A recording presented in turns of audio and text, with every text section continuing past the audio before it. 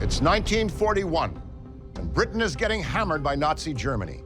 The Luftwaffe is raining bombs down on London and other cities as U-boats wreak havoc along Allied shipping routes. Desperate for something that can turn the tide of war, British Special Ops come up with something we can only call unusual. They procure rats with the idea that they can use these rodents that will usually go unnoticed as weapons of mass destruction. They take the bodies of recently departed rats, they fill them with explosives, and then stitch their little bodies back together.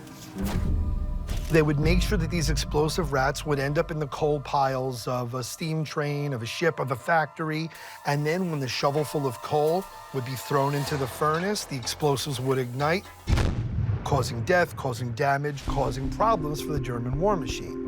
So the plan is launched. They have the rat bombs, they have the supply ready to go, and they just need to ship them into Germany where they have an agent on the inside who's to ensure that they're distributed in ways that'll cause the maximum amount of damage.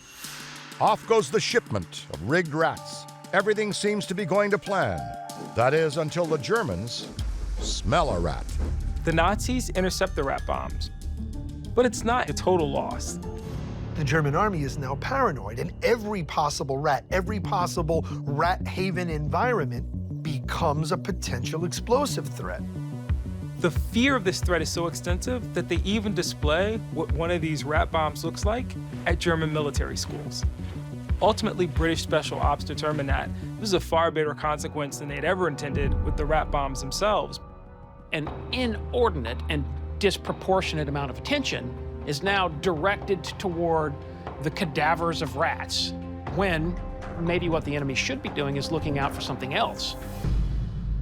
Not to be outdone by Britain, the U.S. deploys their own exploding mammal to end the war. Oddly enough, this one flies. The Japanese bomb Pearl Harbor. The United States enters World War II. And we're trying to come up with any clever idea to end the war as quickly as possible.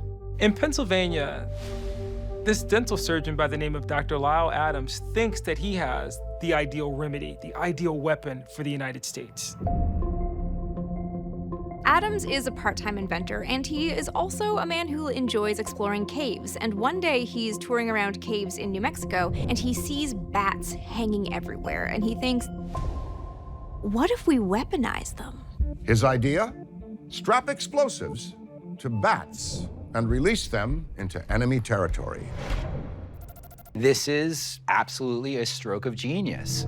Dr. Adams knows that bats can carry more of their body weight than birds. They fly faster than birds. The way this can work is that you can chill the bats down to around 40 degrees, and they enter a hibernation state. Each hibernating bat is fitted with a little incendiary device of napalm. These hibernating, bomb-laden bats could then be loaded into a canister, and that could be carried up aloft in a B-25. Once released, the bats would naturally wake up when they hit warmer air.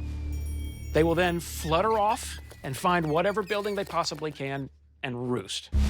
So these bats make their way into the eaves of buildings, into attics, into crawl spaces, and then when the timer goes off, the napalm is ignited, and then kabam, they explode. How did this plan even get greenlit? Dr. Adams has friends in very high places. Adams knows the First Lady, Eleanor Roosevelt. He writes her a letter describing what he wants to do. She then shows that letter to her husband, the President of the United States, the Commander-in-Chief of the American military.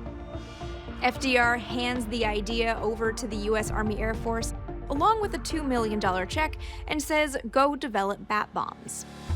There have to be those who think if the President Roosevelt wants this, then there's got to be some science here. There's got to be something here that's worth pursuing. There also has to be those folks who are thinking to themselves, this is literally bat crazy. How can this work?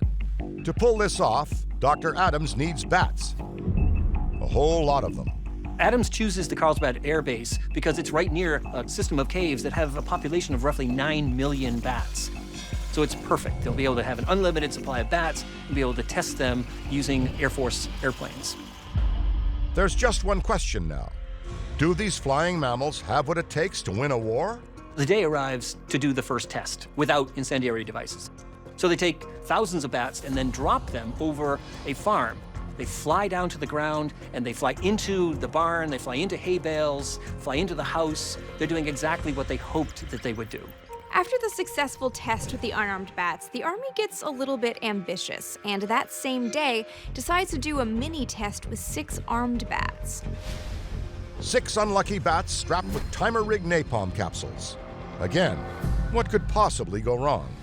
They're getting ready to put them into the casing when suddenly the bats wake up. They come out of hibernation mode and they fly away. These bats fly all over the Air Force Base. They get into a control tower, they get into a hangar, they go under a fuel tank. Some of them fly into an automobile nearby. Turns out it's the general's automobile, and they detonate. The test of the bat bomb is such a success, it demolishes the military base. But it means it works. It works perfectly.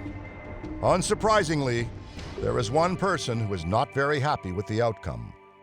Our Army Air Corps general is pretty much fed up with this project because it blows up his car. It sort of puts a blemish on his record, so it's handed off to the United States Navy. But the U.S. Navy has other priorities. The Navy, uninterested in developing this program further, turns it over to the United States Marine Corps.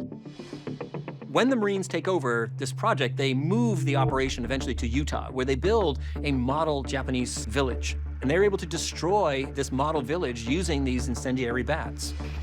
Despite this initial success, the Marines quickly learn bats aren't always cooperative.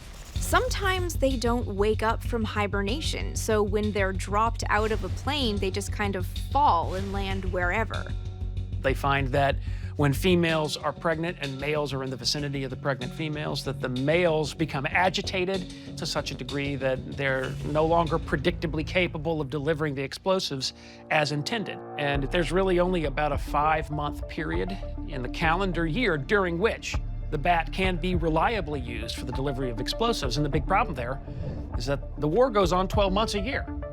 As the team is working through all these difficulties, in parallel, there's another effort underway to shorten the war, and that is the atomic bomb project. So eventually, the bat bomb is simply discarded.